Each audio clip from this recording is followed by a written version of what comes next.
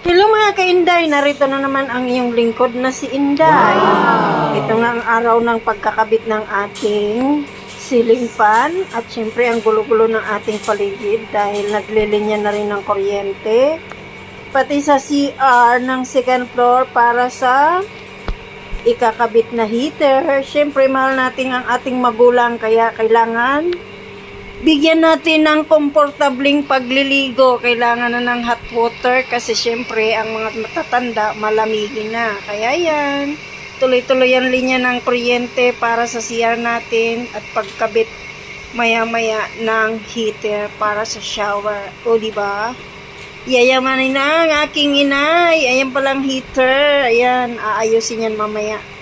At ikakabit dyan. Excited na ako kasi hindi ko na maririnig ang aking nanay na naglalaga pa ng tubig para maligo. O, diba? Eh, dito, automatic na yan. Social na siya. Ayan. O, tingnan nyo. Ang ganda, diba? Yan ang shower ng aking nanay. Naka-heater na siya. I-on mo na lang. Automatic na yan. Iinit. At pag natapos, ay mag-shower ka na. At ito naman yung aming salat. May ceiling pa na rin at nakabit na. At syempre, para hayahay na. Pag kumakain, hindi ka napapawisan, no? Diba? Komportable ang buhay.